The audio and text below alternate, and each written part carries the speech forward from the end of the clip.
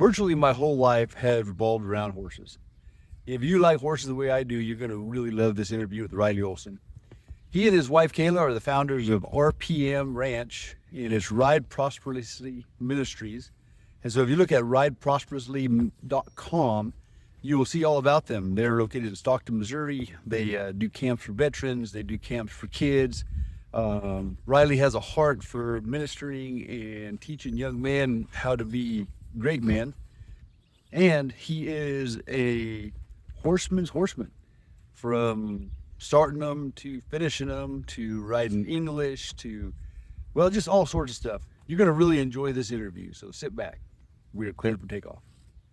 Yeah, good to see you again, Chris. Hey, Appreciate thank you so much for agreeing to spend some time with me. Absolutely. And so, folks, I want to introduce you to Riley Olson. I guess I've known you about 5-6 years, maybe a little longer. Maybe a little longer, yeah. But Yeah, before pandemic, you were already 5 years now. 5 years beyond that, yeah. So All right. probably 6 or 7 at least, I'd say. And you have RPM Ranch. That's correct, yeah. All right. And what's that stand for? RPM stands for Ride Prosperously Ministries. So not revolutions per minute. Not revolution per minute, no, not in this case. But yeah, we're just, it comes from a Bible verse, Psalms 45:4, and where it says, "In thy majesty ride prosperously with truth, meekness, and righteousness." And so, Did Solomon write that one?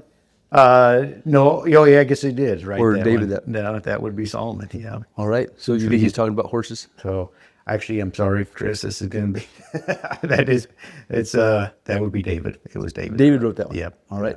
Book of All right. Ruth. So David, yeah. David, All right. So here's a Bible question, because Yeah. I know you're a religious man.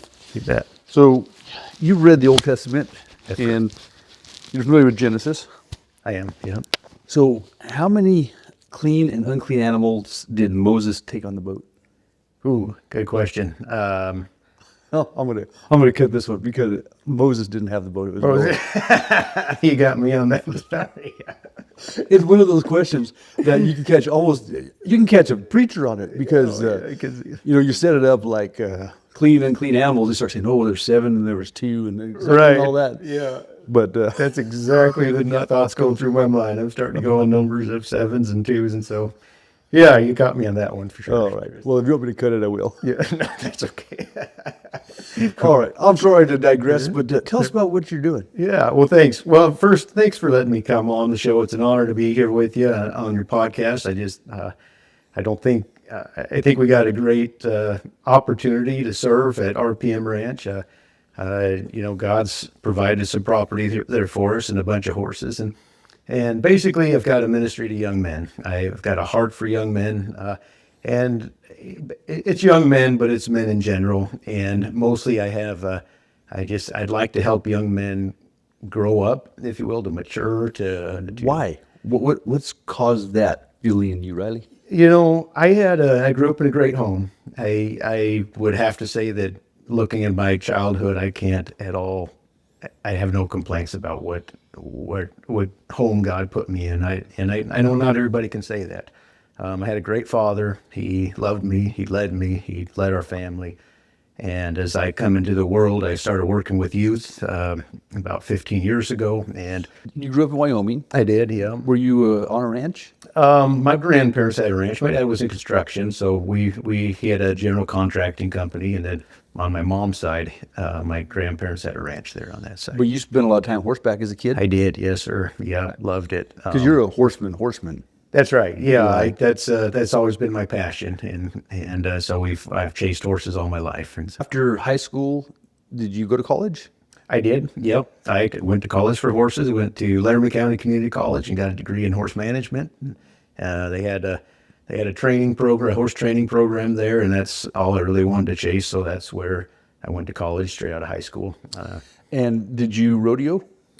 A little bit. When I was 16, I got into riding bulls, and my dad actually had never wanted me to ride bulls, but he was always supportive of whatever decisions we made.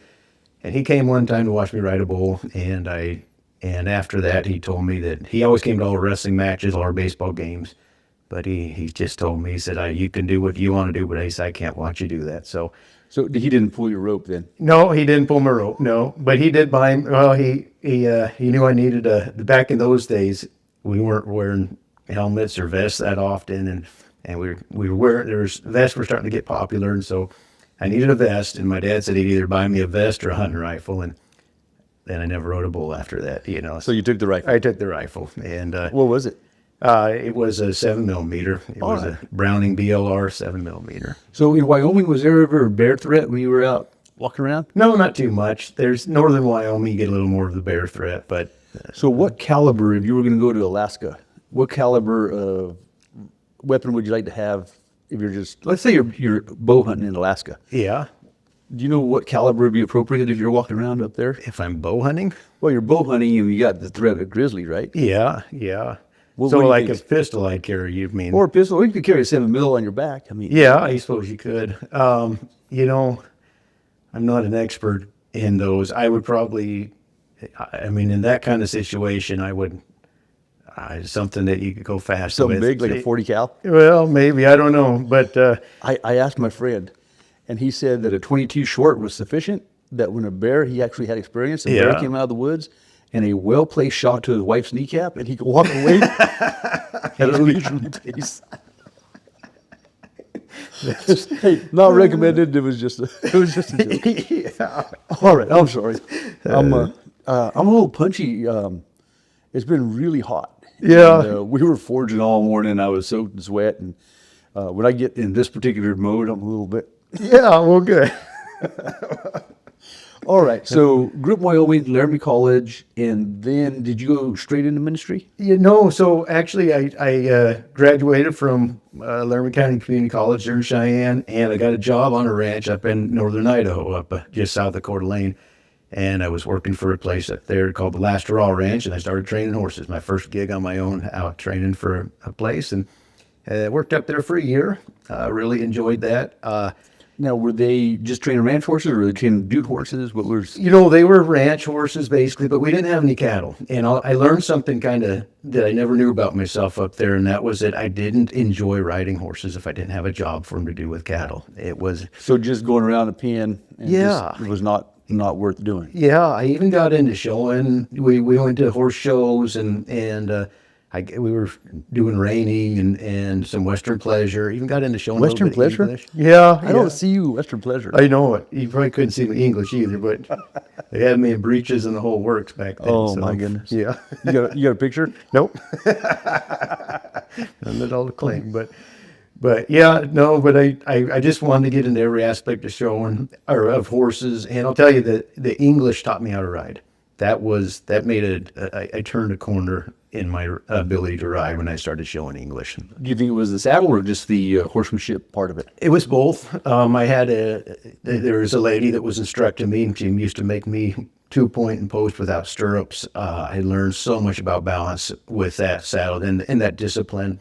I always thought they just pulled on their mouth and they were hard on their mouth, but there's a feel that goes into that supersedes what I thought was happening, and just learned a tremendous amount of horsemanship. Found out that they were very good horsemen, people who rode English. And so just seeing it from a whole different vantage point helped me learn horses quite a bit more. So, Quite honestly, it doesn't matter what you do with horses. You can't learn enough. Right. Even if you're learning how to hitch draft horses or you're trimming miniatures. That's You know, right, the yeah. horsemanship is horsemanship, and there's a lot of avenues to learn that stuff. yeah, you're exactly right. And it's just like you think of the four Gospels, which tell the story of Jesus Christ, but they tell from 4 different angles, and gives people who read it a chance to see Christ in different vantage points. Same story. They don't contradict each other, but Right. they come. And so the horse training is a lot like that. In the 4 Gospels, you see Christ as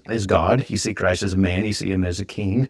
You see him as a doctor, as a healer, and so people can relate better to that. And you can see that in training, like in English, where we always think, oh, they're pulling on their mouth too much, but they're just seeing it from a different vantage point, a different viewpoint, and they are accomplishing very much the same thing. In some ways, even better than what we might, but they're doing it in their way. It's like you have so much more feel when you're in their mouth if you're not overdoing it, and a slightest amount of release makes more of a difference than having just slack reins on there. And so you can accomplish so many different things, but sometimes we get so focused on what we know, and everything else is just bad. But to be able to open our eyes up and see, like, man, just seeing it from a different viewpoint, a different way of looking at it, it's still horsemanship. So were these quarter horses you were breaking in Idaho? They were, yes, sir. And were you riding the quarter horse English? I was, yeah. All right. Did you start one with the English saddle? No, I never did. Ooh, good question. Oh, I'm gonna cut this one because Moses didn't have the boat. It was You got me on that. Sorry. It's one of those questions that you can catch a preacher on it because you set it up like clean and unclean animals. They start saying, oh, there's 7 and there was 2 and and all that. Yeah, that's exactly the thoughts going through my mind. I'm starting to go on numbers of 7s and 2s, and so yeah, you got me on that one for sure. All right. Well, if you want me to cut it, I will. Yeah, no, that's okay. All right. I'm sorry to digress, but tell us about what you're doing. Yeah, well, thanks. Well, first, thanks for letting me come on the show. It's an honor to be here with you on your podcast. I think we got a great opportunity to serve at RPM Ranch. God's provided some property there for us and a bunch of horses. And basically, I've got a ministry to young men. I've got a heart for young men. And it's young men, but it's men in general. And mostly I'd like to help young men grow up, if you will, to mature, Why? What's caused that feeling in you, Riley? I grew up in a great home. I would have to say that looking at my childhood, I have no complaints about what home God put me in. I know not everybody can say that. I had a great father. He loved me. He led our family. And as I come into the world, I started working with youth about 15 years ago. You grew up in Wyoming. I did, yeah. Were you on a ranch? My grandparents had a ranch. My dad was in construction, so he had a general contracting company, and then on my mom's side, my grandparents had a ranch there on that side. But you spent a lot of time horseback as a kid? I did, yes, sir. Yeah, loved it. Because you're a horseman. That's right. Yeah, that's always been my passion, and so I've chased horses all my life. And so. All right, and then so after high school, did you go to college? I did. Yep, I went to college for horses. I went to Laramie County Community College and got a degree in horse management. They had a training program, a horse training program there, and that's all I really wanted to chase. So that's where I went to college straight out of high school. And did you rodeo? A little bit. When I was 16, I got into riding bulls, and my dad actually had never wanted me to ride bulls, but he was always supportive of whatever decisions we made. And he came one time to watch me ride a bull, and after that, he told me that he always came to all our wrestling matches, all our baseball games, but he just told me, he said, you can do what you want to do, but he said, I can't watch you do that. So he didn't pull your rope then? No, he didn't pull my rope. No, but he did buy. Well, he knew I needed back in those days, we weren't wearing helmets or vests that often, and we were wearing. Vests were starting to get popular, and so I needed a vest. And my dad said he'd either buy me a vest or a hunting rifle, and then I never rode a bull after that. So you took the rifle. I took the rifle, and what was it? It was a 7mm. It was a Browning BLR 7mm. All right. So grew up in Wyoming, Laramie College, and then did you go straight into ministry? So actually I graduated from Laramie County Community College there in Cheyenne, and I got a job on a ranch up in northern Idaho, up just south of Coeur d'Alene. And I was working for a place up there called the Last Hurrah Ranch, and I started training horses. My first gig on my own, out training for a place, and worked up there for a year. Really enjoyed that. Now, were they just training ranch horses, or were they training dude horses? What was? They were ranch horses basically, but we didn't have any cattle. And I learned something kind of that I never knew about myself up there, and that was that I didn't enjoy riding horses if I didn't have a job for them to do with cattle. It was so just going around a pen. Yeah, it was not worth doing. Yeah, I even got into showing. We went to horse shows and we were doing reining and some Western pleasure. Even got into showing Western pleasure. English. Yeah, I don't see you Western pleasure. I know it. You probably couldn't see me English either, but they had me in breeches and the whole works back then. Oh, my goodness. Yeah. You got a picture? Nope. None at all to claim, but yeah, no. But I just wanted to get into every aspect of showing or of horses, and I'll tell you that the English taught me how to ride. that made I turned a corner in my ability to ride when I started showing English. Do you think it was the saddle or just the horsemanship part of it? It was both. I had there was a lady that was instructing me, and she used to make me 2-point and post without stirrups. I learned so much about balance with that saddle and that discipline. I always thought they just pulled on their mouth and they were hard on their mouth, but there's a feel that goes into that supersedes what I thought was happening, and just learned a tremendous amount of horsemanship. Found out that they were very good horsemen, people who rode English. And so just seeing it from a whole different vantage point helped me learn horses quite a bit more. So, Quite honestly, it doesn't matter what you do with horses. You can't learn enough. Right. Even if you're learning how to hitch draft horses or you're trimming miniatures. That's You know, right, the yeah. horsemanship is horsemanship, and there's a lot of avenues to learn that stuff. yeah, you're exactly right. And it's just like you think of the four Gospels, which tell the story of Jesus Christ, but they tell from four different angles, and gives people who read it a chance to see Christ in different vantage points. Same story. They don't contradict each other, but Right. they come. And so the horse training is a lot like Which, that. which gospel is your favorite? My favorite is probably John. Really? Yeah. I think Matthew's mine. Is that right? I think so. I Yeah. don't know. I bounce around, so whenever I do get into John, I think, oh yeah, I like this one better. But if I read them again, Yeah. usually Matthew's where and I'd say Luke is my least, but Yeah. that maybe it's just me. I don't know. No, I can see that. I mean, John depicts Christ as God, and then it reminds me so much of what he gave up to die on the cross and things. And I mean, the rest of the Gospels are certainly just as important and relevant in our lives, but I'm humbled by the Gospel of John. I'll have to say. So anyway, you were talking about how it relates to horsemanship. I'm sorry. Yeah, no, that's okay.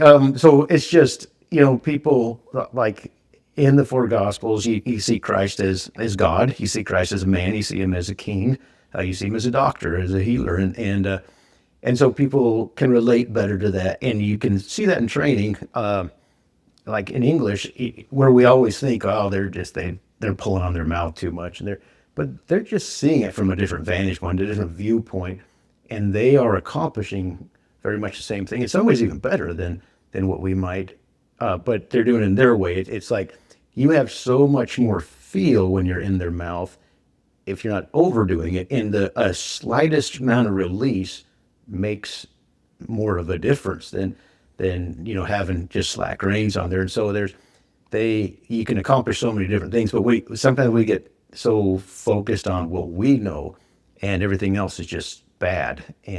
But to be able to open our eyes up and see, like, man, just seeing it from a different viewpoint, a different way of looking at it, it's still horsemanship. So were these quarter horses you were breaking in Idaho? They were, yes, sir. And were you riding the quarter horse English? I was, yeah. All right. Did you start one with the English saddle? No, I never did. I always thought that'd be horsemanship, right? That's right, yeah, yeah. Did you ever have one really cut in two with the English saddle on you?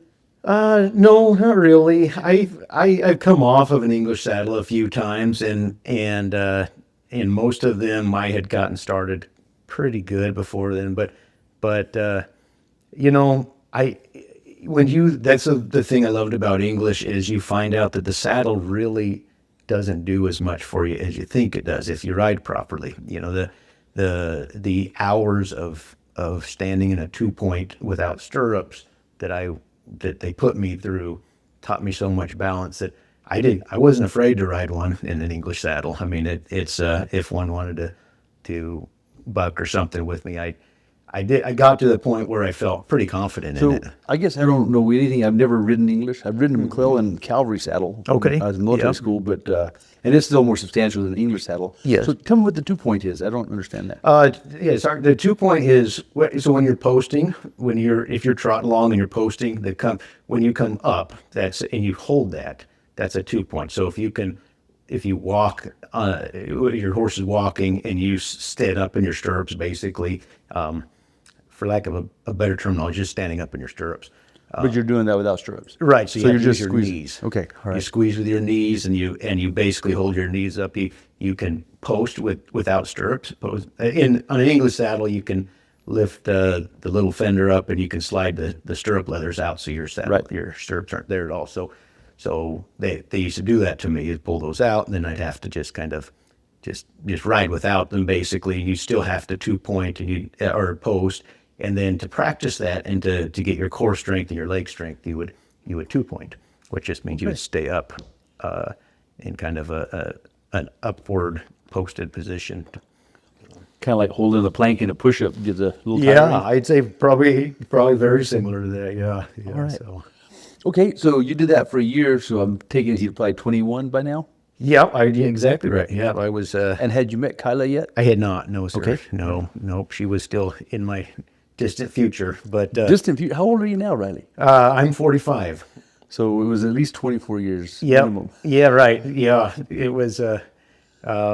Yep. It wasn't quite that long before I met her, but yeah, I went there, and then I happened to be traveling through. My grandparents lived up in Worland, Wyoming, and so I happened to be traveling down to see them, and I saw my grandpa, and he handed me I think it was a magazine article or newspaper, a classified ad that he ripped out, and he said, "You ought to call this guy." And his name was Jim Leachman from Leachman Cattle Company. He was looking for a new horse manager, and so if you're out west, you know a lot about Leachmans, and they were at that time like the top of the line for cattle breeders and things. And I mean, it was just they still, his son does Leachman of Colorado, I think they call it, and a phenomenal job breeding cattle and things. And so, but Jim Leachman himself was just he was a genius when it came to pedigrees and breeding, and especially the cattle industry. He was way before his time in a lot of the things that he did, but had a chance to go, interview for a job. So called him, and I gave him a resume, and we interviewed and sat down and ate with him, and he hired me, and I was definitely not the most qualified guy for him, but he took a chance on me and hired me. So I worked for him for a year there as his horse manager. So. And was that better than Idaho?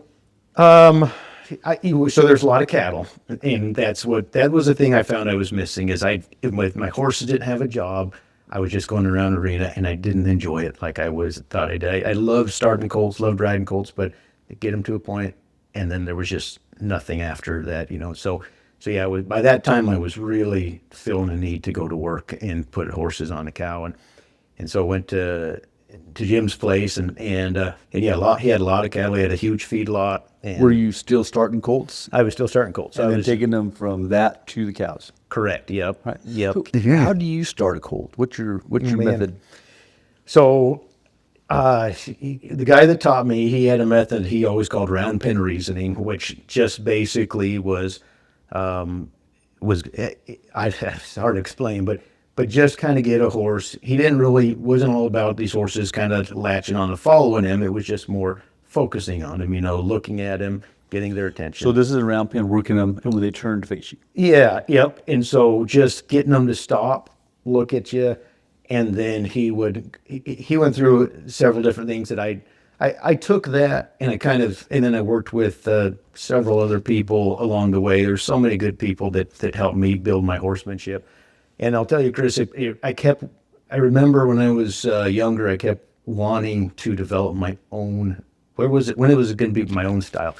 And it was weird because it was really hard, because I had to have faith in the style that all these other men have taught me, because it was really hard to see. I could see in 30 days or 60 days if I was getting somewhere with the horse, but what I couldn't see was, is it the best way? Is there something else I could be doing? But I had to be focused and be patient and just say, I have to ride this thing out to the end. And I've got to do a whole year of work with 15, 20 horses at a time and try to see how they turn out. That way I can know if it works. And so it took a long time for me to ever get to the point where I became what I would call stable and consistently doing the same thing. And even today, as you said earlier, you're always learning something in horsemanship. I changed a year and a half ago. I changed everything I do halter break and colts. It's just, we made a big transition, and I'm loving it now.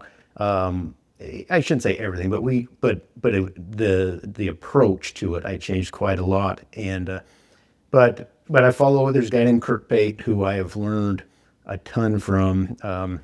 I saw him first in Montana when I was young, and I kind of followed a lot of his method, his way of doing stuff, which is very common sense. He takes a very common sense approach to horsemanship, and just really reads a horse well, and relies a lot on feel, and so that's something that I really. So tell me, if you would, what did you do before to halter break, and what are you doing now? Yeah, sure. So we had if you ever halter broke colts, there's always.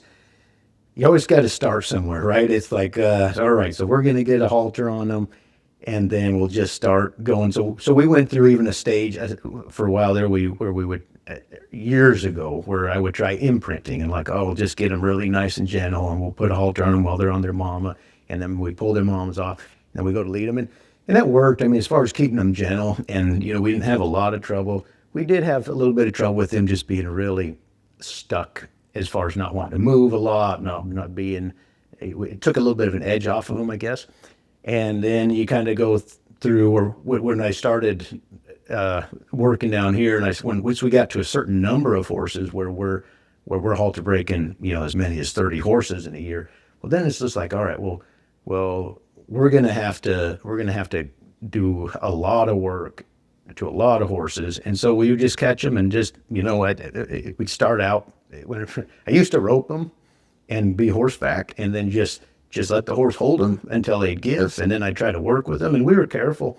And then we'd get a halter on them from that point, and then we would take a long lead rope, and we'd. And is this the first time the horse been handled at that time? Yeah, Okay, yeah. Right. So it's pretty much the first time, not the first time it's had human interaction, because we worked around its mother and it's seen us, but it's the first time that we actually got something on it, and so it was like.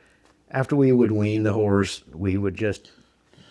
So you didn't do the round pin, get the horse to hook up, and then halter it. No. You would already have halter broke it by the time you're in the round pin. That's correct. Okay, yeah. all right. Yep. So because this was like at maybe a 10 to 12-month-old colt, where we haven't even seen a halter or a round pin, and this is just how I used to do it. But we'd have a little bunch that were weaned, and then we would just take one out, and we'd rope. Sometimes we rope it on foot, sometimes horseback, but we would just try to get it to give that pressure, that rope, and work with it. And it worked, and then we'd get a halter on it with a long lead rope, and we would maybe use a horse to try to help hold it until it fight. But inevitably you have them flip over, you have different things going on. And that's, I think, if you're getting halter break colts, you're always going to deal with a little bit of that. But we try to mitigate it as much as possible. And so anyway, it just kind of what I would say is probably a typical way of halter breaking colts. Just, let them get used to the pull and the feel. And as soon as they start releasing and coming, you're giving that pressure, you're releasing and you're encouraging and you're rubbing on them a lot. And then in that kind of transition into what do we do now that we got a hold of them, we can stop them.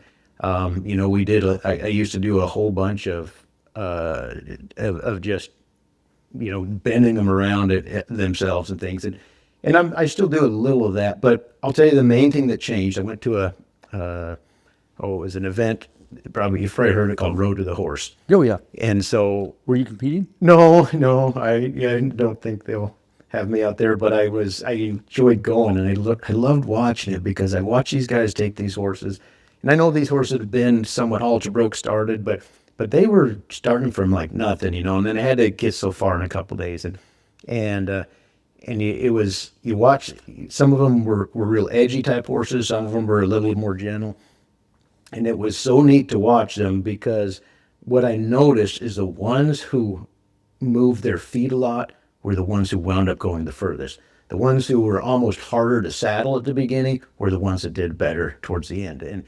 Okay, so you said the ones that moved their feet the most were the ones who went the furthest, meaning they did the best? Yes, sir. Yeah. Yep. Okay.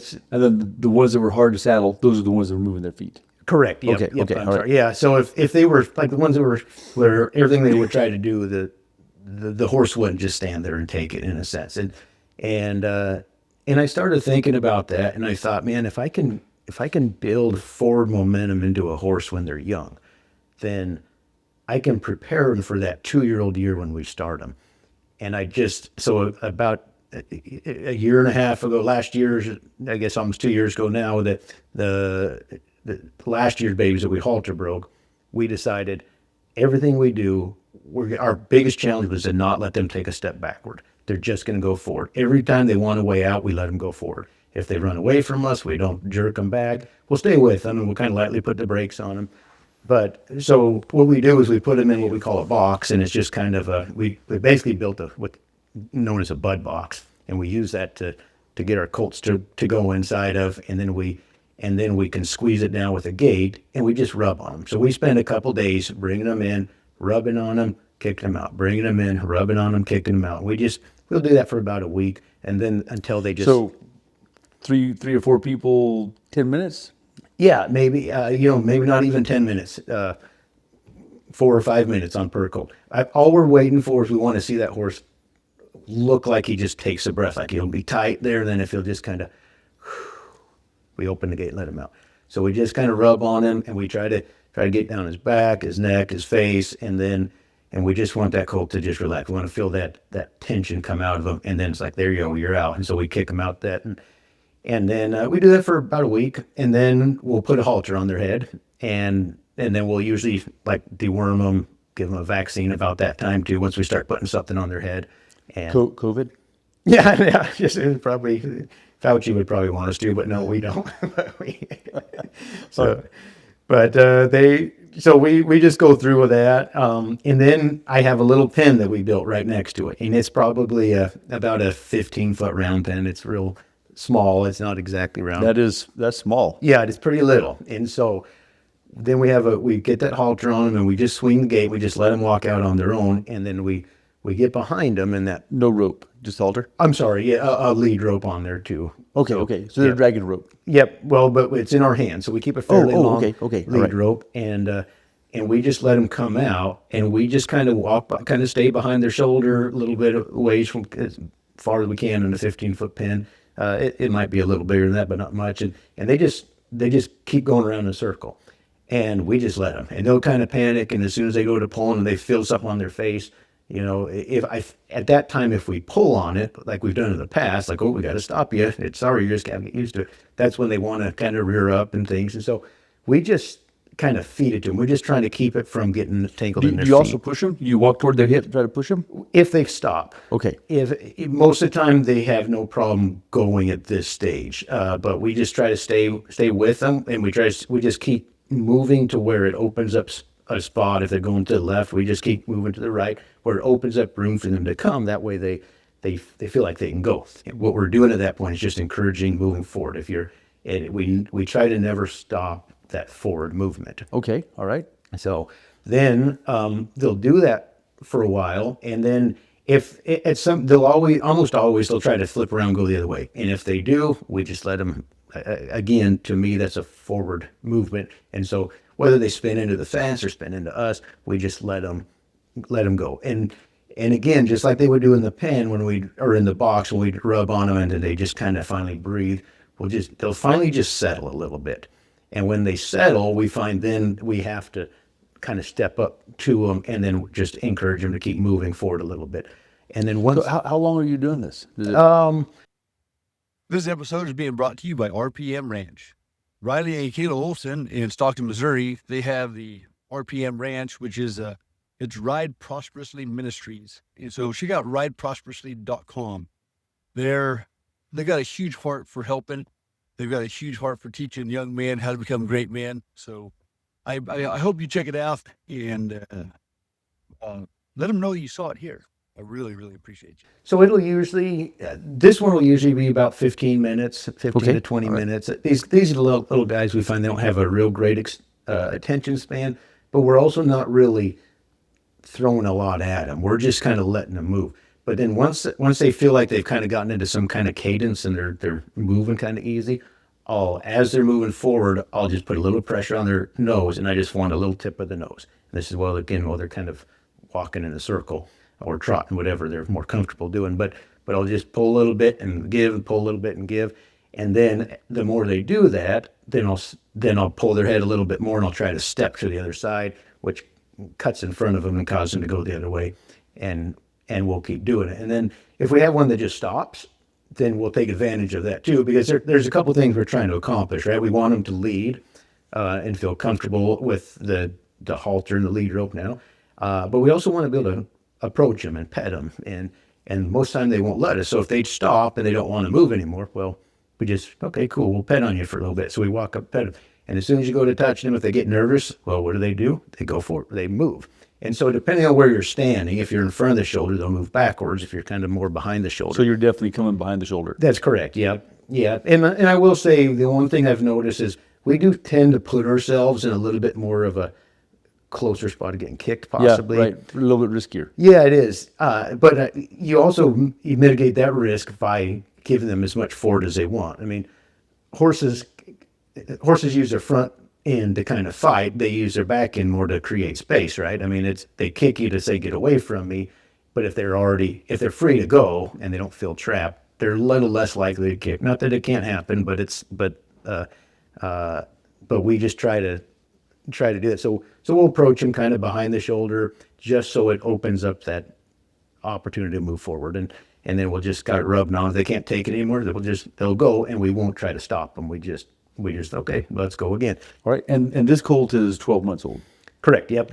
All right. About 12 months old, and then and so they'll just kind of go around and do you do this like daily for months, daily for yeah, weeks? I'd like to. I'd say about 2 months, and it's definitely not daily, but I think we would be better off. We would get further ahead if we had the time to dedicate to daily. So when we first get it going, we'll do maybe 3 days a week, and then we'll try to fit it in whenever, different times of year we get busy with stuff, and in the winter time we do a little bit more of this stuff because we're feeding and everything else, and we go take a break and go work with the colts a little bit. And so I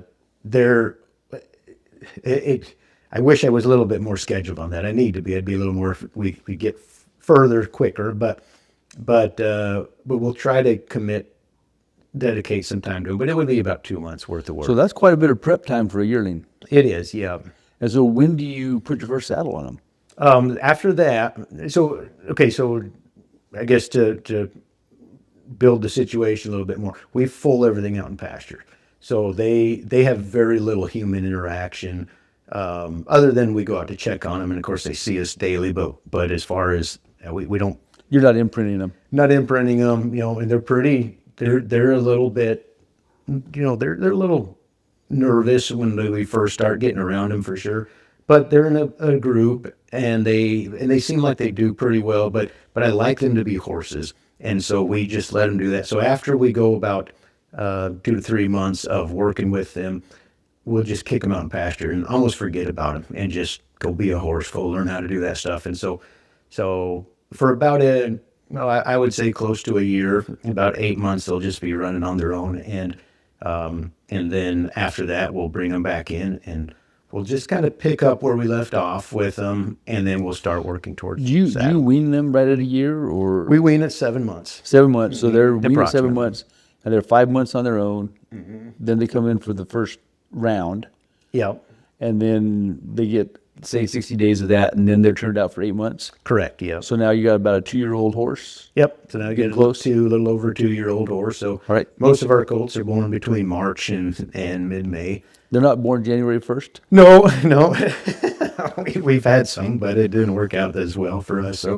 So yeah, March seems to be a good time for us. But yeah, so yeah, they're usually, like we're getting ready now to start our 2-year-olds, and we're just in June, so about mid-June is when we'll bring the 2-year-olds in to start them. Okay. All right. So So- and they're 26, 27 months old. Correct. Yeah. All right. And so now that you're going to start them, you haven't touched them for 8 months, or Pretty much. I mean, we catch them twice a year to trim their feet, to worm, to vaccinate. when you But- trim their feet, since the school doesn't do it, how do you do it? Is it a bit of a fight, or? So when we figure we're done halter breaking, our kind of box we check is they lead. They can lead where we lead them. They'll tie up, and we can trim their feet. And so that first, I'll tell you what, we found that teaching them to trim, taking the time to trim their feet. And obviously you can appreciate this with your kids and the different places you go. You know, I'm sure you appreciate when people have done a decent job teaching their horse. Oh man. So yeah. So taking that time, if you take the time when that time's available, it just helps them so much more in the future. And so what we do, like one thing, especially when they're putting them culture little and young, they can't take too much at a time. And so when we get to the point where we're messing with their feet, we never just go down and pick up their foot. We go down all their feet, similar like what we did in the box, where we pet them until they're breathing easy, and we just go down. We not only pick up a foot, we just go down all four of their legs and just make sure they're good with us. Our hands rubbing all around their hooves, all around their legs, without picking them up. And when they feel like that's just no big deal, then we'll pick them up. Now the only thing they're dealing with is standing on 3 feet and their balance, and you know, instead of like, what's this weird feeling on my legs? And do you do this with them tied to a fence, or do you have a holder? No, we do it. I just take the lead rope and put it in the truck of my elbow. And So you're by yourself. Yep, I'm by myself, and we'll have like whatever boys we have with us, or my men there. They'll each have one too. We'll all just kind of be working, and it's just a little bit. So you know, obviously the best place to start petting a horse is kind of on its shoulder, neck area. You know, that's where most horses seem good. And I always tell the boys that when I'm teaching them, that's like, you think of that as like a comfort jelly or a comfort gel, and then you spread that, and you get into there, and then you just work it back, and then you always go back and you refill, and you spread it out a little more. You do that down their legs, and as soon as you feel them getting a little tense, you go up and you re-dip into that comfort zone, and you spread a little bit more down their legs. And so, That's a good way of putting it. We call that advanced retreat. And okay, yeah. You know, you advance until the horse gets uncomfortable, and then you retreat. Yeah. And you retreat back to the last spot where they were really comfortable. That's right, yes. And then you can keep, and so like if you're picking up a young horse's foot. And for us, you know, obviously we're working on maybe untouched, crazy horses. Yeah, I bet. And so if I can get to the hawk and they're comfortable with that, then if I hold the cannon bone and they're not, I can come back up to the hawk, and then I can just slowly work my way down to getting it. Okay. Yeah, it's the same exact thing. It might be a better professional term to use. I like the comfort gel. It makes you think of a massage parlor. Yeah, that's right. But yeah, so we just go through and do that, and then we pick up their foot, and the same kind of deal. Hold it just long enough. You know, there's that time where if you hold it too long, Oh yeah. and they rip it away from you, then you're going backward. But you kind of feel them out. Like, as soon as they feel like, man, we're doing good, they're not fighting it, put it down. Reading a horse for a student that doesn't have much horse experience. Yeah. It's one of the toughest. Well, you're training young men to do this, right? That's correct. Yeah. And some of them have a sense, and they get it really quick, but some of them, the signs will be like, it's almost like the horse said, "Hey, let go," and they still don't understand. No, they don't. You're right. It's, you know, I've had guys tell me before, people who have taught me, which there's been a lot of really good guys who've lent me their time and their talents, and they've always told me you can't teach feel. And I think there's a lot to it. I'm kind of, it's almost a challenge. I want to learn how to teach feel. I want to. Well, you know, I don't know that we actually teach it. We talk about it constantly when I'm with my students, and I tell them, I like, when I'm holding a novell or I'm working on a bad horse, I just keep dialogue with my students, telling them what I'm thinking and what I'm looking at. Yeah. And so even though I don't think we teach it, exposure eventually teaches it. So you know, well, none of us were born knowing it, right? So we had to learn it somehow. Yeah. And luckily, I think both of us probably learned it young enough that we don't really know how we learned it. That's exactly it. Yeah. But I'll have a student that, you know, comes from whatever job and hasn't touched a horse, read about horseshoeing, thought it'd be really cool, and decided to come to horseshoeing school. And maybe he's only rode once in his whole life. And that guy can get in trouble. And he can also make it hard for us, because if you lose a battle with a horse 2 or 3 times, and if we don't get there in time, then it's such a fight, because the horse has had some success. Right. And now it believes that that success will continue with somebody else. And so it's a tough thing from an educational point of view, from a farrier educator point of view, of when to let the student continue, when to take over, how to teach them how to read a horse, and then the horsemanship of holding a novell, that training halter. Yeah. It's so wonderful when you know how to use it, and it is so dangerous when you don't. Yeah, I It's can imagine. It's a tough thing. Yeah. All right. Well, I'm sorry to digress, but how That's do you all right. get your saddle on the first time? Okay, so saddling is kind of one of the deals where in a lot of ways it's easy. Again, if you do it right in a sense, and you're working with the horse. So I go, by the time we get to the point where we're actually starting a colt, I'll put him in a round pen, and I want a colt to I always call it just recognize my presence. When I enter a round pen, I think that colt better know I'm there. Not that he's necessarily afraid of me, but he better know that his world is different now that I'm involved in it. Very much like when God comes into our life, that when God's in our life, we should know he's there. If he's really in our heart, if he's really a part of us, there should be a difference. There should be, even if we're not changing yet, our world should be a little different, our outlook, and just the pressures that we feel, the conviction, if you will. And so I want that colt to recognize that I'm in there with him, that I'm the present. So I'll do a few things where I try to, I like to keep their feet moving a little bit. Are you using a rope or a whip or rope. a stick? Okay. Hi friends, my name is Chris Gregory, and I have been a farrier and a farrier educator for, well, almost 40 years. So anyway, the Gregory's Textbook of Farriery, this is my life's work. And it is a textbook that's used by many of the top horse show schools in North America and other places. It has 3,400 pictures and diagrams, almost 700 pages. It is full of what you need to know to be a great farrier. So whether you're a farrier student, a farrier already, a vet or a vet student, or even just a horseman that you really want to up your game, this textbook has all of it. It has anatomy, has conformation, has gaits, false gaits, fixing false gaits, lots of pathologies, lots of stories, a section on how to take a test and how to compete, and a section on business. So anyway, it is a pretty thorough textbook for anybody that loves horses like I do, for anybody that wants to really, well, just get great at this amazing trade. So it's available in English. It is available in Spanish. So it's Libro sobre el Arado de Gregory, disponible en español. And it's also available in audiobook. So check out heartlandhorseshoeing.com. It's available on Amazon. It's available from almost every farrier supply in the world. I thank you guys very much. And hey, yours for better shoeing. I like a rope. I mean, so again, a guy can use a bale twine or he can use a baton. It's all in what you're doing with the tool itself. There's no tool that really, is the secret to anything, of course, but it's just how you use it. And for me, I get along pretty well with the rope, and we've used flags. Flags are kind of handy sometimes, but I get along well with the rope. So that's just kind of what I use. And then after that horse kind of starts seeing that I'm in there, and by how I move him around and just making sure he recognizes that there's something in there with him now, then I just try to change his direction, and so I'll work at stepping in front of him. And the key thing for that for me is I just don't let him turn into the panels. He has to turn into me.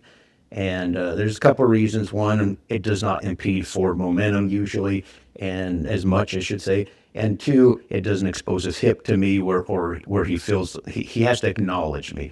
So now it's not just recognizing me and realizing I'm there, but now he has to acknowledge that I'm the one turning it, and it's not so much I know it's kind of weird to equate it with horses, but not so much an act of rebellion of him, like, no, I'm not, I'm getting out of here, but it's causing him to turn it. And if he turns away from me, I jump immediately, stop it, and drive him back the other way.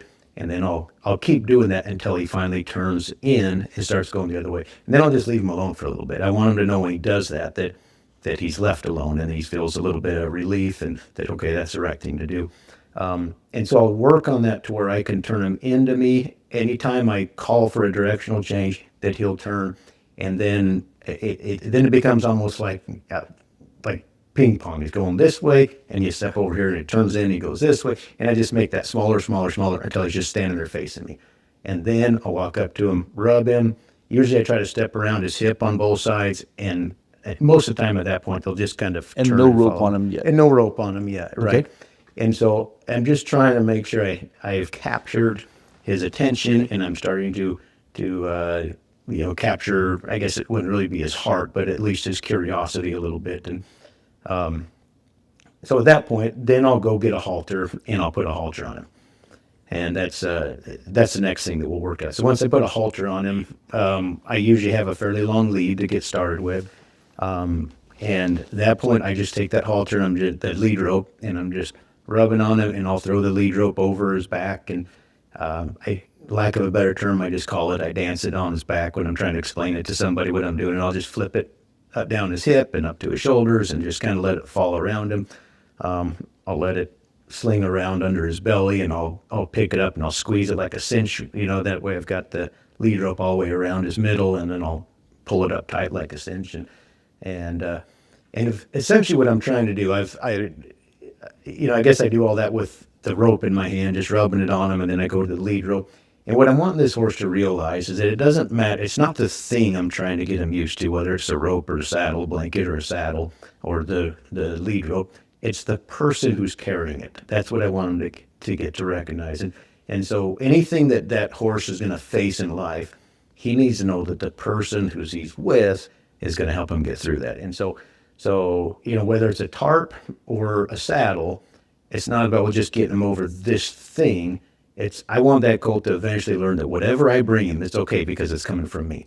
So do you find the horses that you're now doing all this with, are they less spooky than the horses you used to do in the previous method? Yeah, so yes and no. So at first, what I like about them is they start learning that if they want to get away from something, it's just forward. They just leave. And so as you've seen a lot with horses, when a horse gets kind of nervous, they don't typically run forward. They typically kind of throw their hip out and back up and kind of look at it face forward. And that way they can get away no matter what. They can continue to back up, or they can jump to the side.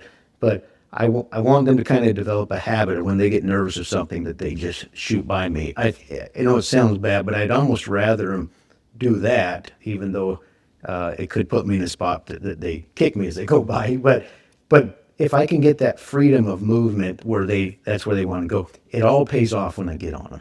And we'll build to that. So it doesn't really make them more gentle at the beginning when I'm trying to saddle them and bridle them.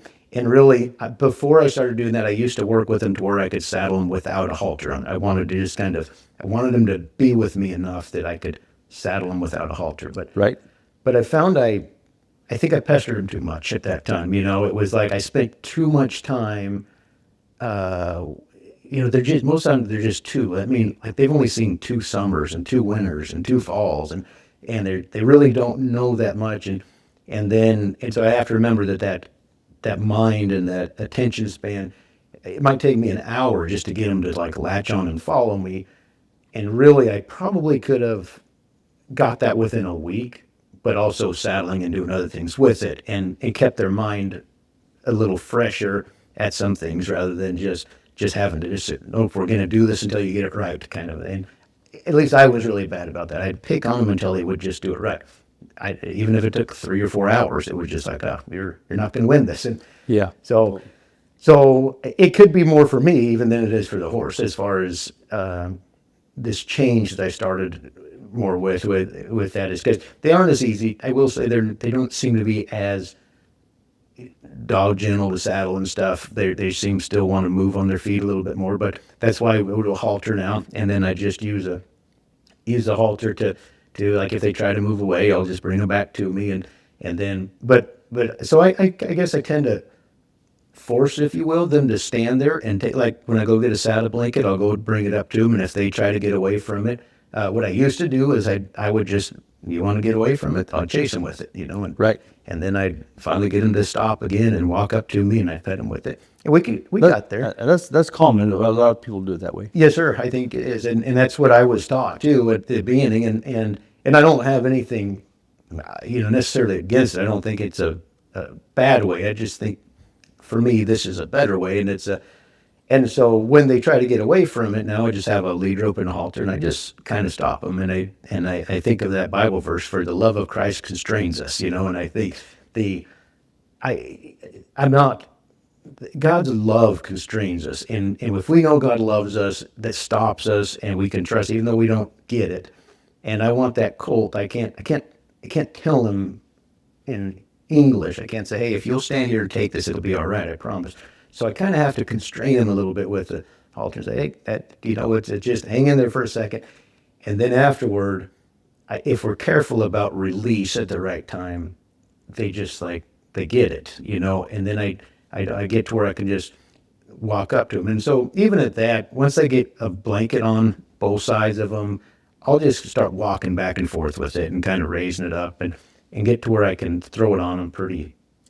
More or less sacking them out. Yeah, more or less sacking them out, exactly. And if they want to get away from it, I don't snatch them back. I let them kind of get out a little ways, but I just kind of tap the brakes with a halter, so to speak, and just pump the brakes and then let them slow down, and we'll keep working around it. And then I go right to a saddle after that, and I do the same thing with the saddle. And I've tried to take some time to prepare, throwing the rope around their middle. And I'll tell you, another guy that I really have followed with this is that Chris Cox. I like Chris Cox a lot. Yeah. So he's a true horseman, that guy. He is. And so I would say that especially in these later years, him and Kurt are probably the two guys that I work. But like Buster McLaury was out with us one time. Learned a great deal from him, and we had Ricky Quinn out, and he's phenomenal too. We just really, man, there's just so many people out there to learn from, and it's hard to do that. But I like the stuff with the lead rope, that I saw Chris do that, and really that helped me out a lot. And then the way that I saddle them, that's like Kurt. I mean, it's just as the way that he does stuff. I've picked up a lot on his, and so there's really a lot there. It's hard to put into words. Yeah, it is. But a lot of people that watch this are horsemen, and so there'll be a lot of people take stuff from this. Yeah. So after you get your saddle on, how long till you step over? So I try not to push it too hard, but most of the time I'll try to get on them that first day. Okay. If once I get the saddle, you kind of read the horse, so I'll throw the saddle on, I'll cinch it up, and then at that point, I'll just kick them loose for a second, just to kind of let them get the. And what do they go to bucking? All right. Yeah, we don't. It's funny because not that many of them. Usually they'll usually kind of almost take a half of a jump and a little bit of a kick, and then they'll trot around, and they might, they don't feel comfortable, that's for sure. But again, I'm just watching as they go around. I just let them go around until it's almost like they just kind of take that sigh, that breath, and then they find cadence again. That's one thing I'm really big on, Chris, is cadence. Is I want those horses when they go around a pen. If I'm working them in the round pen, if they're speeding up and slowing down and speeding up and slowing down and trying to turn and they're cutting their corners and they're cutting the circle in half or crawling the fence over here, there's no real cadence. I know I'm getting somewhere when they finally knock all that stuff off and they're just kind of just either, whether it's a walk or a trot, it like an old horse lunging. Yeah, basically. I just want them to finally just give into movement. Then I know, okay, we're ready to move on. And so once they kind of do that in the saddle, then we're pretty much ready to go on. But I don't just get on them right there. Then I like to take my lariat rope, and at that point, what I do a lot is I just rope the saddle horn, and then while they're going around, it'll kind of scare them a little bit, and then I'll take my rope while it's roped to the saddle horn, and I'll just kind of whoosh and whoosh, just kind of swing it around in a big circle while it's tied to the saddle horn and to me, and almost like a big jump rope, and right, and it kind of spooks them, but it gives them something to see. I'll be swinging the rope on them. A little bit of pressure on the saddle. Yeah, a little bit of pressure on the saddle, exactly. And then they'll just again do that till they just kind of melt and they just start breathing easy again. And I'll go into what I taught them before about stepping in front of them, getting them to turn into me. And I'll either stop them first and pull this rope off, or I'll just let them turn in, and I'll just flip it over their head and do the same thing, just so they see things on both sides. And then typically I like to go from there, and I like to put it on their front feet and lead them with their front feet. That saved me from a couple wrecks and branding pins and then barbed wire fences. It's a valuable. Yeah. My little mare that I ride now, she has a real fear. Like if we were to step across a wire and she were to get hooked, she would cut her foot off. Oh yeah, yeah. Yeah. So I've been, and I have led her with her front feet. She's already started. She had 30 days when I got her, and so she came from an Amish trainer. So I'm not really sure what her start was. I just bought her from a lady. But I've been thinking whether or not I should hobble her or. Yeah. So what would you do with a horse like that? She's a 6-year-old. Mm-hmm. A little spooky. Yeah. Just spooky enough, but her reaction is to move sideways or back when a wreck happens, not go past it. But also she hadn't showed any buck. So I'm quite thankful. I've watched her buck in the pasture bareback, and I know that she can buck way harder than I can. Yeah, I bet. Way better than I can ride. So if you had a horse that was doing that, what would be your fix for that? I would get ropes on their front feet, but in a controlled environment, even if I had to keep a halter on them with a good lead rope, and I would probably start with like a soft rope that I could just put around and then put some twists in it instead of like a hard rope. And that way, horses, they can panic. One thing I'm always looking for, and I'm always trying to help teach our boys to recognize, is when a horse is thinking. When my mom used to call it your wheels are spinning. She'd always look at me and say, "Riley, your wheels are spinning," and that's what I want a horse to do. I want his wheels spinning. I want thought going through.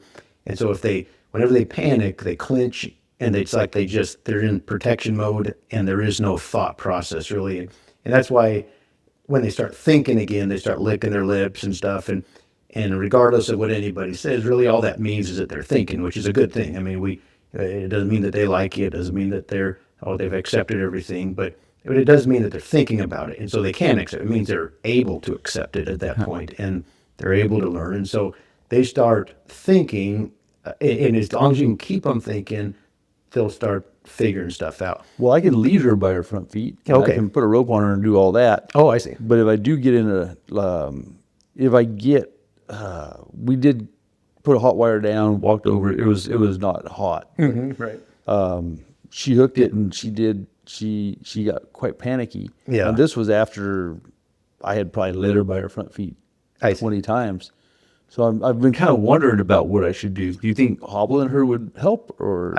I think it would. Yeah, I would. Again, I would put her in a kind of a controlled environment, like a round pen or something, or a little corral, and hobble her, keep a rope on her, and then just after you put hobbles on her, push her hip around, let her know that that's the way she moves and hobbles, is to move in a circle. Okay. By teaching her to move her hip first, so she doesn't start wanting to just lunge with it, and then you can kind of control it that way. The other thing that I think would help, if you feel comfortable doing it, especially like if you're in an arena or some places, is swing your rope and then try to rope her feet while she's walking, and then and you can. I haven't done that. That's a great idea. Yeah, that's that might help her a little bit.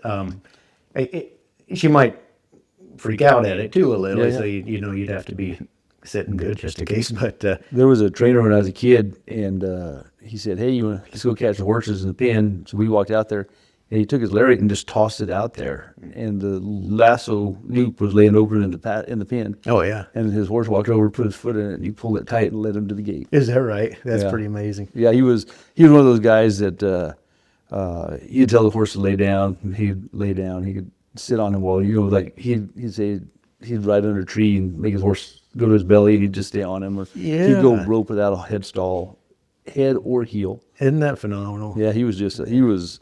I think I don't remember for sure, but he would take a horse. You could have your horse trained by him, but you couldn't call him. You couldn't visit him for a year. I see. And it was like $5,000 or $6,000 back in the '80s, which Wow, was yeah. a lot of money. That was a lot of money. But whenever you got your horse back, it was It was worth it. phenomenal. Probably. Yeah. Yeah. Yeah. Yeah, but that was a pretty cool. Let's go catch a horse, and he just tossed the end of the lariat out there, and the horse would come put a foot in it so he could lead him to it. That's pretty amazing, isn't it? I mean, some of those guys just amaze me. I get pretty jealous of some of them guys and their abilities. I'll tell you. All right. So anyway, so now you're stepping on them. What kind of Yeah. headgear do you have on them? I usually first few rides in a halter. Okay. And just then a web halter or rope halter? rope halter. Yeah, All right. we do everything with Do you the have rope knots halter. on it, or is it just regular one? Just regular. All right. Not Yeah. one of those, whatever, be nice halters. Correct. Yep. Yep. So yeah. and not a Bozell either, huh? Not at first. After a few rides, and so one thing I like to, and again, a lot of this could be for my benefit. I use a lead rope, and I don't tie the lead rope. I just do it once because I want to. I want to keep him going one direction, and I want to flip it over his head. Get him used to that for one, and then start moving him the other way as well. But in that, Chris, that's where I see the most difference is in the way we halter break, is trying to get that first step. That's kind of the big deal. And so that first step and everything is anyone who's ever started colts knows that's, you get on them, and a lot of times it's that everything's just stuck. It's like, okay, I can sit on them and I can get on and off from both sides. And it's like, okay, what do we do here? They're almost impossible to break if they won't move forward. That's huh? exactly right. It's so hard. It's exactly right. They have to figure out that forward. And so in the past, I've always been taught, we always did it where you just bend their head around until their hip goes off the side, and then you bend their other way and you get their hip moving. And it's almost like you just kind of keep sawing back and forth like that until they kind of line out. And that works. And I do something kind of similar, but I'm always trying to encourage the shoulders to move now instead of the hips. Where I So used you're not trying to disengage the hind end. not as much. Yeah. Okay. That's a big thing, right? It is, and I get it too, because the idea, if you can disengage a hind end, they're less likely to buck, and but also if you this is a little extreme, but if you can get them to run, they're less likely to buck too. And There you go. I don't really want them to run, but How big a pin are you in? about a 50-foot round pin. Okay, I guess. all right. So it's big enough, but not that big to open and stuff. But but so now instead of bending them so far away because you bend them far enough, their shoulder locks and it causes their hip to have to move. But I what I call offer them direction. So I want to I pull their head to where they're just looking, and then I'm just kind of picking on them again, just with the halter. I did lift with halter until they start moving their head, and then I give back to them. And at that point, they have to make a decision. They either move their head back they're going to straighten their body out. So they're either going to move their head back straight, or they're going to move their body to their head. And so I pull on their head, and if they move their head back, I pick it right back up and pull it back, and then I'll let it go. And so they'll sit there kind of half turned where I can just see their eye for a little bit. And then eventually they'll have to, they just can't sit there forever. So they either have to straighten their head or straighten their body. And then when they straighten their body, it follows their nose. And so I won't really let them do anything but that. A lot of times I'll get ones that just are kind of stuck and they're just kind of like lazy and I just want to sit there. And so at that point, I'll keep their head turned and I'll just start rocking back and forth. And all the work I did on the ground was slinging the lead rope, or most time I have very little trouble taking my lead rope and just lightly moving it across. I'll kind of hit my own legs a little bit with it, and then I'll move down and let it kind of hit their hips if it's taken more than that. Of course, they don't know what a kick is, so I don't expect them to go if I kick them. But I'm starting to implement that, and but I just try to keep that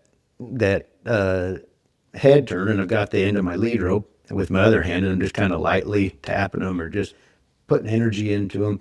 And then as soon as they do anything, even if it's the wrong way, as soon as there's some sort of forward movement, I just get back to them. And what I've noticed in the colts that we've halter broke this way, their first move is forward. I mean, it takes very little. You offer them a direction, you kind of make them a little uncomfortable, and they just get out of it by moving forward.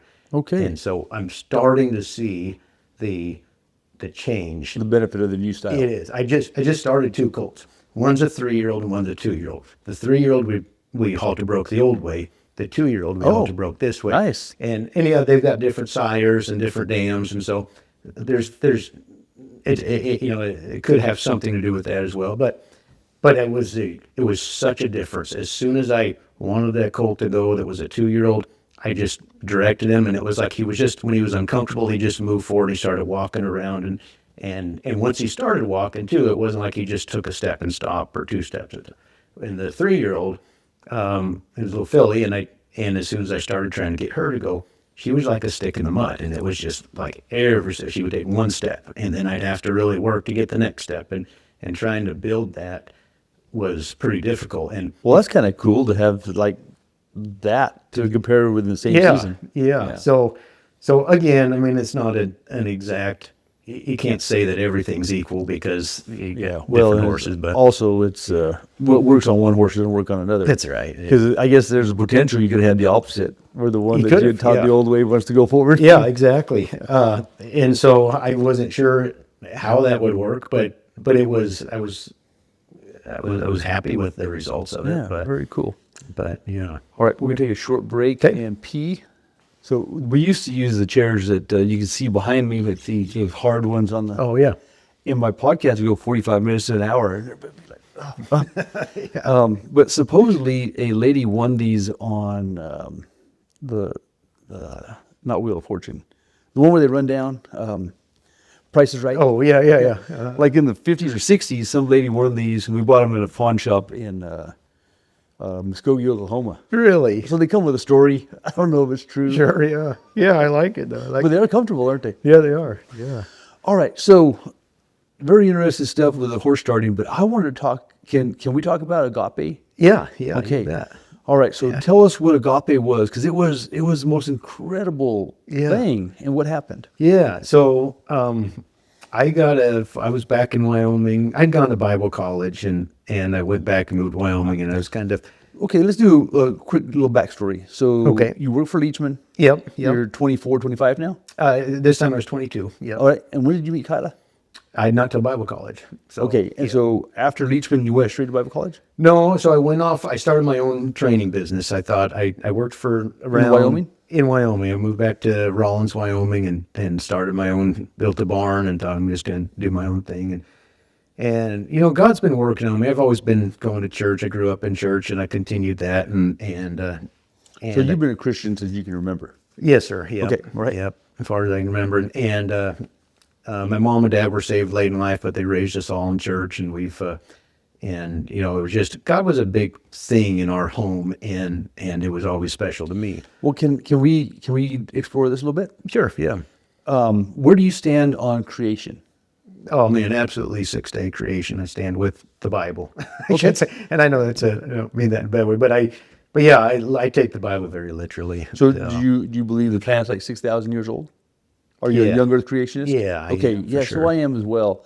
And people kind of look at you like you're dim if you don't Yeah. believe in evolution. But it takes so much faith to believe that nothing turned into everything. Right. And one cell that had nothing to eat became two cells that still had nothing to eat. Right. That became thousands of cells. It became the first, I don't know, whatever the first thing that evolutionists believe happened that actually turned into a man and a Yeah. dolphin and everything else.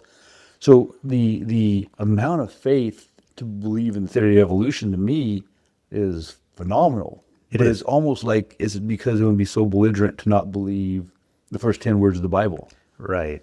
You know, Correct. in the beginning, God created heaven and earth, and it's just spelled out very simply and straightforward. And if you follow the genealogy, there's 2,000 years from Right. Adam to Abraham, 2,000 from Abraham to Jesus, 2,000 years from Jesus till now. Yeah. You know, so, and then so many things on the scientific side they have a biblical explanation.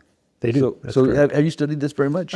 You know, not as much as I should probably, but I'm familiar. There's a guy named Kent Hovind that had some stuff out with that I've read years ago, and then what's the other guy's name? Ken Ham. He did Ken a Ham. lot of stuff. Have you been to the Creation Museum? I have, yeah. Yeah, that's quite the place, Just huh? recently we went down there. It is quite the place, and they did a phenomenal job, you know, in a way filling in the gaps of all the things that they, you know, that he put on there to try to not take away anything from the Bible, but to help you be able to see it. And Now, were you raised believing creation? I was, yes, sir. All right. Yeah. And did you go to a public school? I did. And you know what's odd? They used to teach in my public school.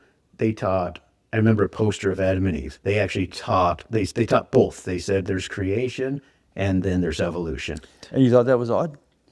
I did. Yeah. Well, it's odd now. You have a school that even says Adam and Eve, huh? Yeah. No, I didn't think it was odd then. I guess I just kind of was there at school learning. But yeah, I think it sounds really odd that there was this public school that actually they taught them both as theories, and they just said there's creation and there's evolution, and so we just That was what a clever way to do it. yeah, exactly. All right. Well, I just thought I would ask because I've met a lot of Christians, really devout Christians, and believe the Bible, and also believe that there was heaven, there was morning, there was night, and that was a million years or something. Right. There's gap Yeah. theories and Yep. there's Yeah. theistic evolution and all of that. People try so hard to make the Bible fit their viewpoints or their object, and instead of just trusting God. So there's that verse. What is it? James 1:5 talks about wisdom, and it says, "If any man lack wisdom, let him ask of God, that giveth to all men liberally, and upbraideth not." But then everyone forgets the next verse. It said, "But let him ask in faith, nothing wavering." It's like we want God to give us the answer we want, and if He doesn't, well, we'll twist it enough to fit the answer. But I think, like I always wonder, could we cure cancer and all these things if we would start our medical research with the right ingredients? And, instead If you are starting from an evolution perspective, you don't, in my opinion, you're starting from such a strange starting point that you can't really look at the biology of it in a way that makes sense. That's exactly right. Yeah. Yeah. I mean, I always think of it like if you just saw a chocolate chip cookie and someone said, "Make this," and you look at it and think, "I don't even know what it is," but if you didn't know what it was, you didn't know how it was made, and so you just found something that looks like a chocolate chip, which no one would want to eat a lot of things that look like a chocolate chip. But and then you'd find stuff that makes it. You can make something that look like a cookie, but it's not. But your first thought wouldn't be go get eggs and milk and sugar and all that kind of stuff without being able to take it apart and know, deconstruct it and know what it is. But I think that's evolution, is that they see the world and think, well, what does it take to get to here? And so they come up with something that'll try to make a picture of it. Well, that look like the chestnuts on a horse, the Supposedly is the thumb. yeah, supposedly the thumb, which, And then their god is the pinky, and then the split bone, cannon bones here. yeah, And so the horse is standing on the third digit, which is our third metacarpals, but one of the best explanations I heard about this was if you were going to have a bridge built, yeah, and you called a bridge builder and said, "Hey, I'd like you to build a bridge." You called two of them, and one says, "Okay, well, I've built a lot of bridges, and I find that if I use this kind of structure and these kind of supports, that I can make a really good bridge. And even though your project is a little different than the last project, these techniques work." Instead of a bridge builder that says, "You know what? Every bridge I build is different, and so I'm going to build some out of wood and some out of metal and some out of concrete, and some of the supports go this way, some supports go this way." Right. And so the reason our biology lines up so close to horses is because it's such a great recipe. That's right. And the DNA has to be tweaked. How incredible. It has to be tweaked just a little bit to give us a horse or a dog or a human. Yeah. And then the fossil record showing the 3-toed, 4-toed, 5-toed, Eohippus, Mesohippus, all that. I just think they didn't survive the flood. I agree with you. I Yeah, think you're so exactly right. The Yeah. modern horse got on the flood. It got on Noah's boat. You're right. You're right. Yeah. Yeah. Moses took the rest of them. They got on Noah's boat. Yeah. And so that's why we have the horse that we got. We could have easily had a 5-toed horse, I suppose. Yeah. Yeah. And, For sure. make more money shoeing them, maybe. Yeah. Exactly right. That's the truth. But I think that's a great explanation, and it just shows a consistent designer. Right. Yeah, consistency. Yeah. It's God's signature in everything that He does. I don't know if it was Ken Ham or a different one that said evolution, to believe in evolution is like you have to believe that you can throw a deck of cards and it lands as a house every time. Wow. Yeah. And so many things That's a have to stretch. happen for evolution to happen. Yeah. Right. Oh, it's just, it is so surprising to me that the people who really believe in evolution also believe that they're the smartest. Because Right. it's almost like, well, you can't be very smart if you believe in creation. And so it's arrogance to believe, you can have an intellectual arrogancy about you because you're atheist, you believe in evolution, you can't believe that stupid old book, Right. How could that be correct? Yeah. But anyway. Yeah, I mean, so much of the Bible certainly predates our modern academic excellence, that you can't, you can't believe in that, and because then you would be, discarding all of the great advances that mankind has figured out. But we haven't even scratched the surface on what God will allow man to do. I think. Oh, yeah. So we got a lot that we can still do, and nothing surprises God, and like you said before, the Bible can always be backed up by science. It's just how you want to read the scientific evidence. You can decide to read it a different way, just be blind to what it's showing you. But I wish I were smarter in that I haven't done the study I should do scientifically on all that stuff. But no, I mean, I just want to live my life taking God at His word, and just. And for me, when I read the Bible, it is obviously figurative speech. It says Jesus is the Lamb of God. Well, Right. He wasn't a lamb, Right. and so that can be taken figuratively. Yep, or exactly if it right. is, if it says there was morning, there was night, it was the first day. That's very very specific. literal. Yeah. Yep. Yep. It says Methuselah lived 969 years. Yeah. It's 969, 365 day long years. That's right. And so it's pretty Yeah. simple. I think it's pretty simple, but and I've studied. It was one of my favorite subjects because I grew up. My mom and dad were college educated and smart people, and they still believe in evolution. And my dad probably read the Bible. I bet he read the Bible 30, 40 times in his life. Wow. Yeah. But he went to school in the 40s and 50s. Well, he was born in the 40s, went to school in the 50s and 60s, whenever the instructors were telling you what was believed to be true, and you believed your instructors were telling you the truth. Yeah. Right. And so that baby boom generation, whatever they learned in school, they respected it, and they thought that was the way it is. So even whatever evidence I can present my dad, he says, "Oh yeah, son, I see what you're talking about, but don't you think it makes more sense that we started as apes?" And I'm like, "No, I don't."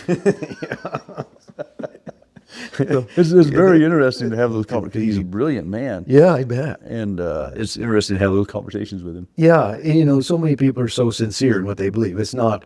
I can't say that I'm more sincere than. I'm sure there's people who are less sincere, but What I think really about the creation versus evolution deal, though, is not a deciding factor whether you go to heaven, right? Right. Yeah, you Absolutely. believe in Jesus, you believe in the Son of God, and you believe He died for your sins. You believe that He saved you. That's just it. Yeah, I know.